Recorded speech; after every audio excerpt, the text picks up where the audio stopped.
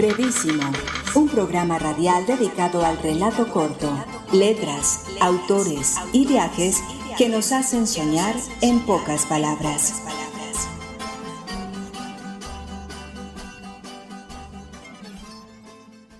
Hola, bienvenidos nuevamente a Brevísimo, un programa dedicado a las formas breves de la literatura. En la última emisión, entrevistamos a Antonio Javier González Pérez, autor español, y hoy hablaremos de dos concursos sobre brevedades literarias en las que se premian los soliloquios. Uno de ellos es el Concurso Internacional de Microficción Garzón Céspedes, del monólogo teatral El Soliloquio y el monoteatro sin palabras hiperbreves. El segundo es el certamen creado por el Teatro Mararay denominado Reto Shakespeare. El soliloquio es un discurso ininterrumpido, es decir, que no apela ni permite que un interlocutor participe o responda. Esta disertación transmite pensamientos o emociones. Se trata de una declamación subjetiva y de valor psicológico, ya que permite acceder al interior del sujeto que relata. Pese a sus características, el soliloquio puede encubrir un diálogo que la persona mantiene consigo misma, con un objeto o con un ser incapaz de hablar, como una planta o un animal, permitiendo que el sujeto exteriorice sus sentimientos aun cuando está solo.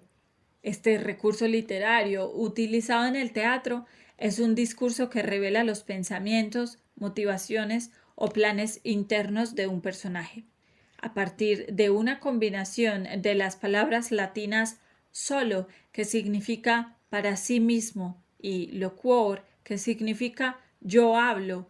Un soliloquio ofrece a los dramaturgos una forma práctica de mantener al público al tanto de la trama y el progreso de la obra, además de brindar información sobre las motivaciones y deseos privados de un personaje. Comúnmente, los soliloquios son entregados mientras los personajes están solos. Si hay otros personajes en la escena, se representa como que no han escuchado el soliloquio. Y este es empleado para dramatizar y exponer ironía al incluir información que el público no conoce. Ahora le doy paso a Mauricio Montoya, quien nos hablará del concurso internacional de microficción Garzón Céspedes. Francisco Garzón Céspedes es un actor, periodista, investigador y cronista teatral nacido en 1947 y quien ha sido reconocido como una de las figuras más importantes en el ámbito del teatro hiperbreve, en el que se puede ver una mezcla entre trazos breves como el soliloquio y el mismo teatro. Garzón Céspedes ha sido reconocido con múltiples premios relacionados con las artes escénicas y ha escrito decenas de textos, algunos teóricos en los que explica sus apreciaciones sobre el mundo del teatro y la literatura, y otros netamente literarios que son una clara representación de su trabajo. Entre estos últimos pueden citarse Una nana en el metro para reinventarse, Monólogo del sin techo y Soliloquio del deseo. Es importante decir que existe un concurso que rinde honor al escritor Garzón Céspedes y tiene diversas categorías que han transitado desde la hipermicroficción hasta la dramaturgia y el soliloquio hiperbreve. En una entrevista realizada al escritor, este refiere lo siguiente frente a este tipo de concursos. Este concurso internacional de microficción fue un pionero en cuanto a darle un espacio amplio y conjunto a las microficciones, cuento, poesía y dramaturgia hiperbreves, y el internacional de microtextos fue un pionero en convocar géneros nunca convocados, como el cuento de nunca acabar y el dicho. Escuchemos a continuación uno de los tantos soliloquios teatrales escritos por Francisco Garzón Céspedes.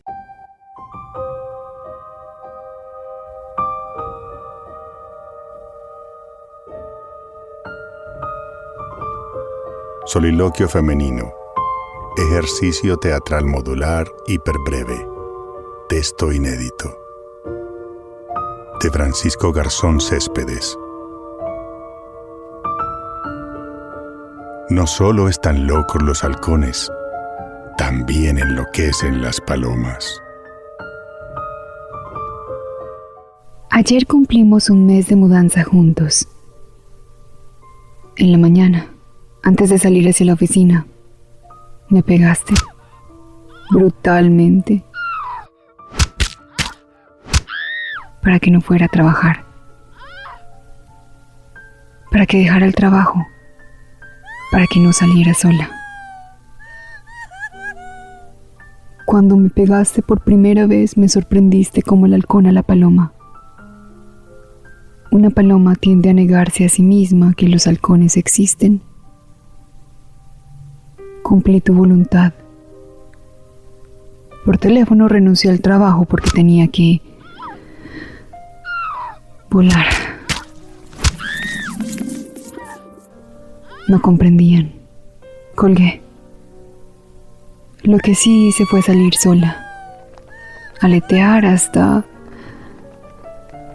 Me disfracé a fuerza de maquillaje. Cuando me pegaste por primera vez no percibiste que habría segunda, solo si yo la elegía. Lo elegí. Elegí que me pegaras por segunda vez para que no hubiera primera vez con otra.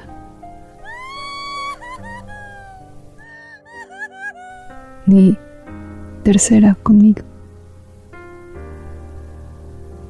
Ahora tú y yo inauguraremos unas primeras veces distintas.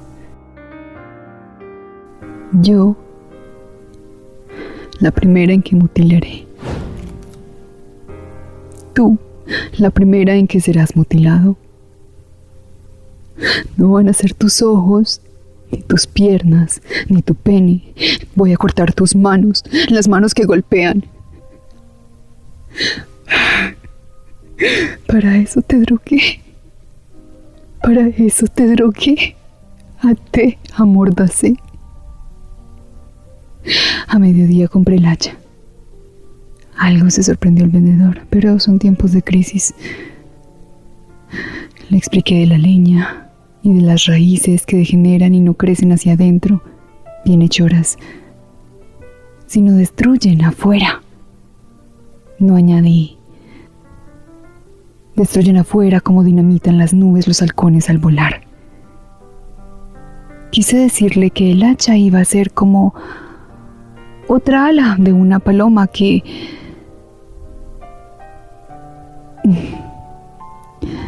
No lo hice porque temí que me creyera loca.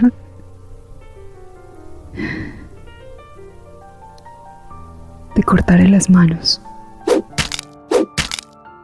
Avisaré a la ambulancia.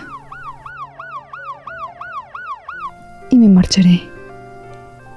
Si no logro volar lejos, afrontaré lo que haya que afrontar. Todo será mejor que la humillación, el miedo, la amenaza y la muerte. Una u otra muerte. Ayer supe que me matarías porque yo no me iba a quedar contigo para que volvieras a golpearme. Y tú me considerabas tu propiedad. ¿Puedes aún considerarme tu propiedad? Me aseguraré de que no te trasplanten las manos que golpean. Son para los perros. Están afuera. Todos estamos hambrientos. La paloma, la justicia.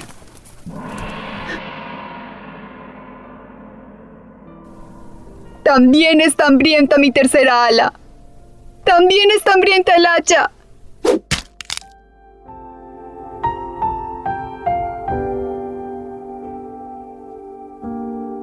Interpretó Alexandra Gómez, actriz invitada.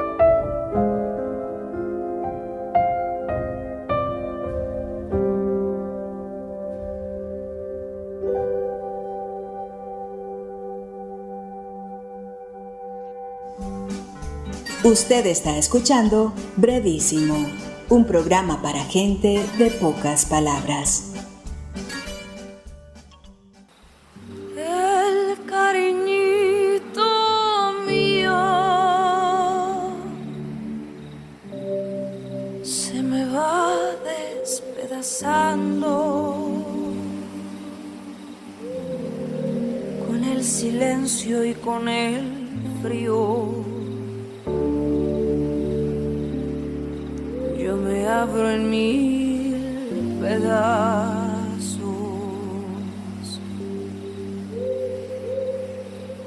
Ay, cuánto rocío, cuánta maleza guardada en el corazoncito mío.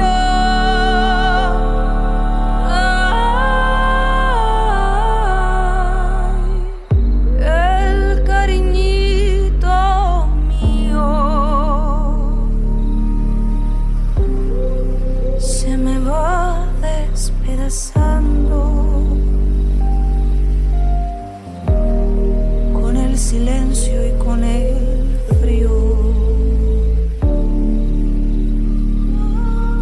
Yo me abro en mil pedazos, hecho veneno para curar este dolor que me va a matar. A ver si dejo ya de pensar en la noche que hiciste mal. Me pierdo el monte y salgo a correr. Solo las flores me ven llover. Y en mi cuerpito no queda nada más que tus manos sobre mi piel. A fuego lento me hiciste daño y mis heridas no son en vano. Armadura me voy a poner para olvidarte ya de una vez.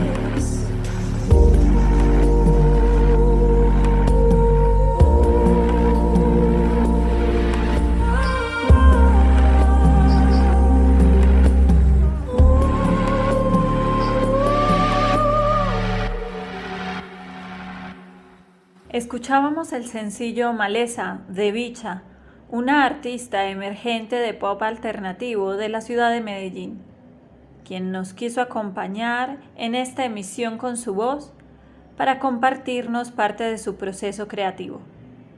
Y es que toda canción empieza como un pensamiento en voz alta, un pensamiento que luego se armoniza bajo métricas y formas que hacen que rime o no, pero siempre surge de una idea que cruza por la mente y que el artista debe pronunciar, debe decir. Este es un ejercicio introspectivo y narrativo en sí mismo. Es por eso que hoy acompañamos nuestro contenido con una creación que se habla a sí misma, como el monólogo. Adelante, Estefanía.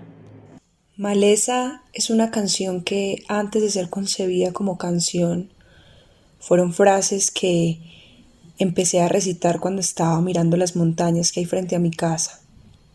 En medio de una sensación de profundo dolor, empecé a exclamar palabras que correspondían a lo que mi mente y mi cuerpo estaban cargando.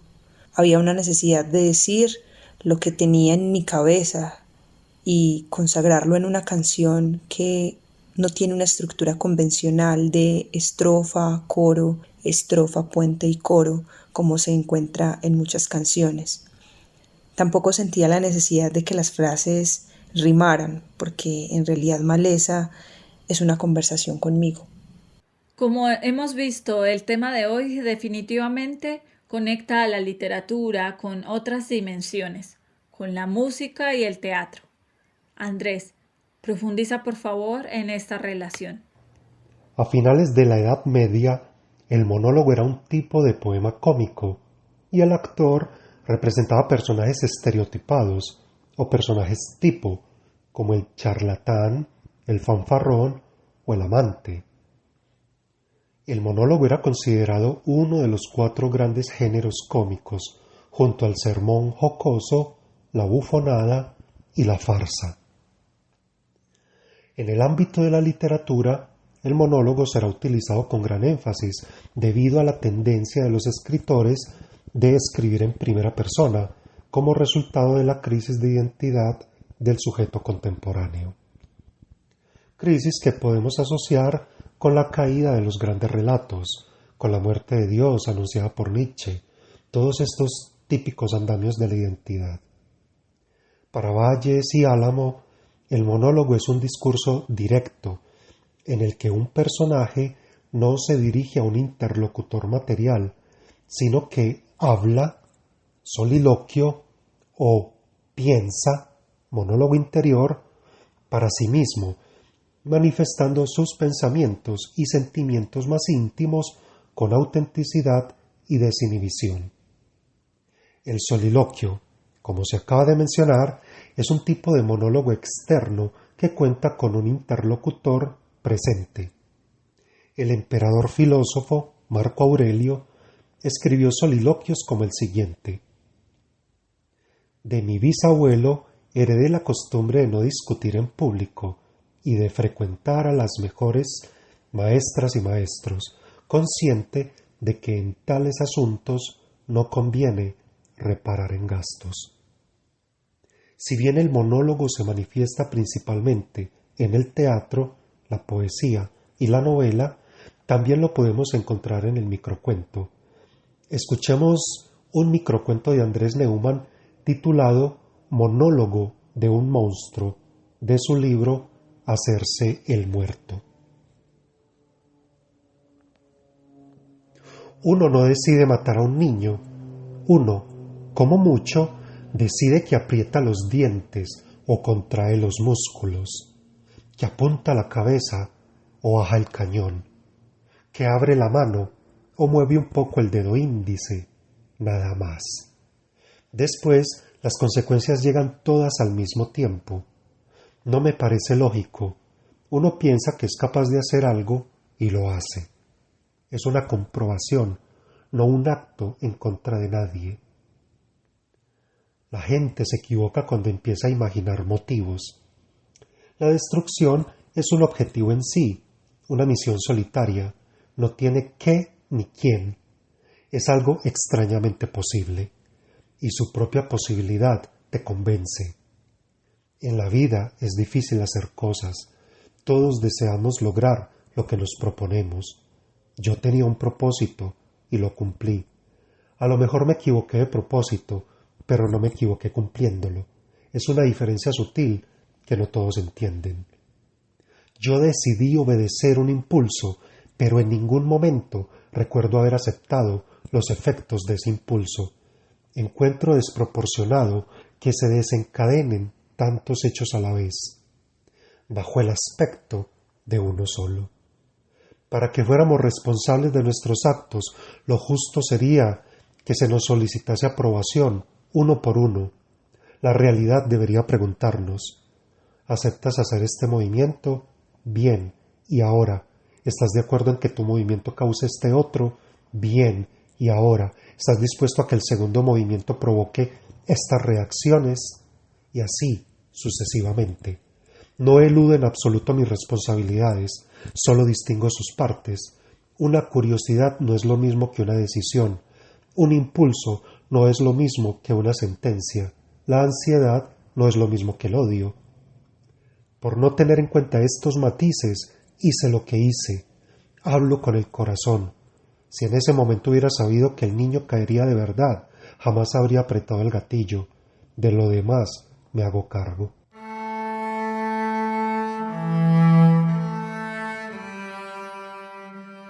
Ser o no ser. He ahí el dilema. ¿Qué es mejor para el alma? ¿Sufrir insultos de fortuna, golpes, dardos, o levantarse en armas contra el océano del mal y oponerse a él y que así cesen? Morir, dormir, nada más. Y decir así que con un sueño damos fin a las llagas del corazón y a todos los males, herencia de la carne, y decir: ven, consumación, yo te deseo, morir, dormir, dormir. ¿Soñar acaso? ¡Qué difícil! Pues en el sueño de la muerte, ¿qué sueños sobrevendrán cuando, despojados de ataduras mortales, encontremos la paz? He ahí la razón por la que tan longeva llega a ser la desgracia. Pues ¿quién podrá soportar los azotes y las burlas del mundo, la injusticia del tirano, la afrenta del soberbio, la angustia del amor despreciado, la espera del juicio, la arrogancia del poderoso y la humillación que la virtud recibe de quien es indigno cuando uno mismo tiene a su alcance el descanso en el filo desnudo del puñal? ¿Quién puede soportar tanto, gemir tanto, llevar de la vida una carga tan pesada?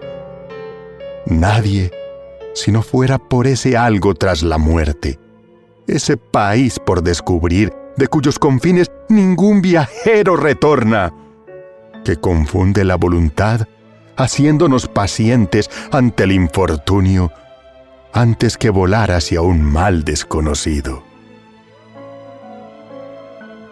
La conciencia, así, hace a todos cobardes, y así, el natural color de la resolución se desvanece en tenues sombras del pensamiento.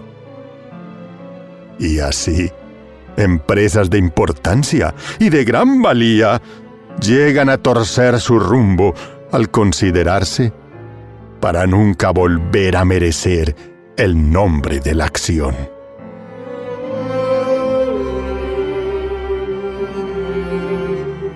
William Shakespeare, acto tercero, escena 1.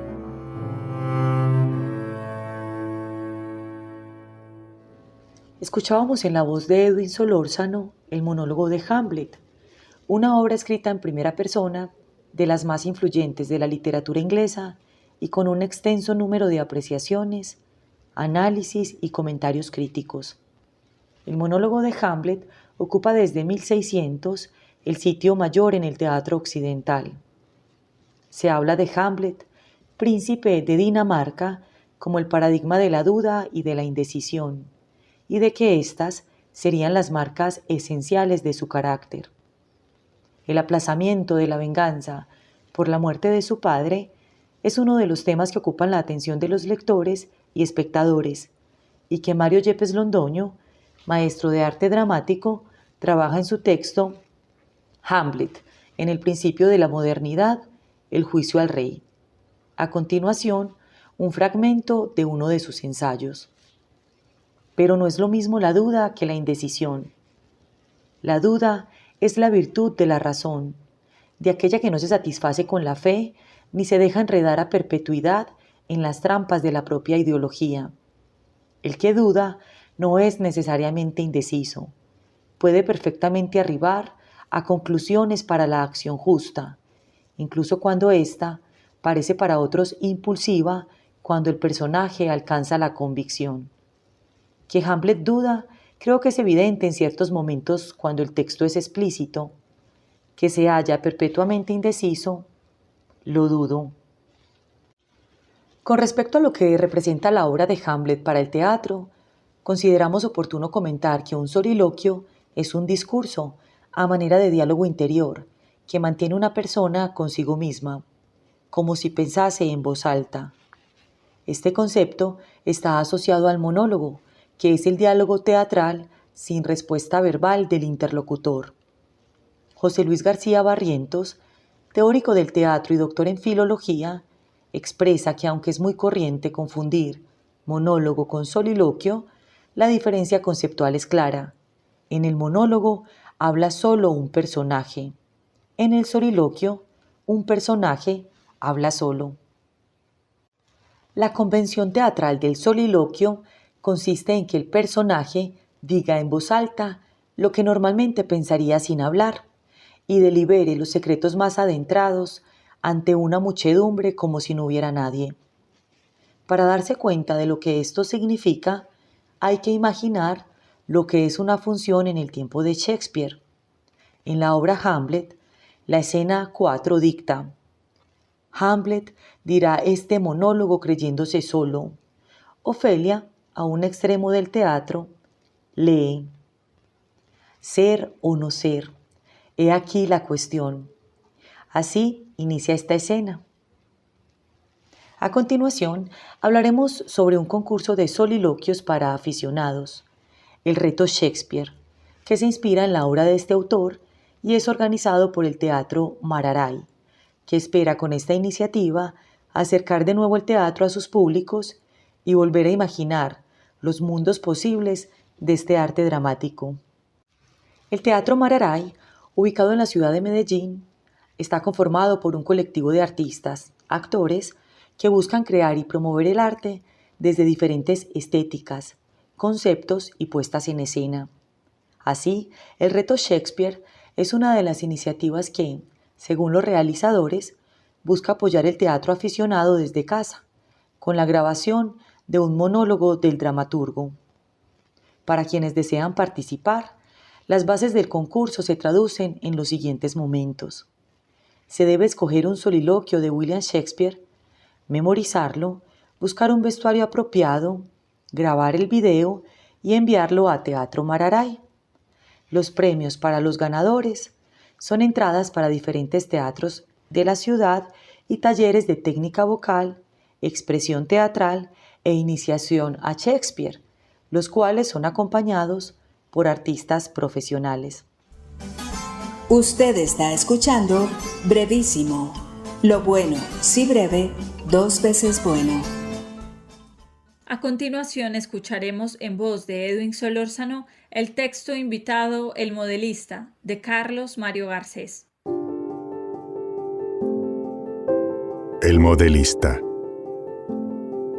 Al principio, la gente se agolpaba frente al taller del único modelista de la Tierra que tenía el don de esculpir el modelo o la representación exacta, no del cuerpo, sino del espíritu. Sin embargo, todos salían decepcionados del taller del modelista al ver que lo que éste les entregaba no era una figura simétrica y hermosa, sino una masa dura, escoriada y amorfa. Por esa razón, el modelista se fue quedando sin clientela, pues todos decían que trabajaba horroroso.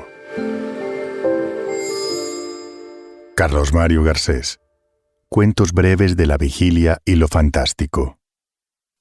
Los invitamos a ustedes también a enviar sus brevedades al correo brevísimo2020@gmail.com. Audios de máximo 1 minuto o textos que no superen las 200 palabras de extensión.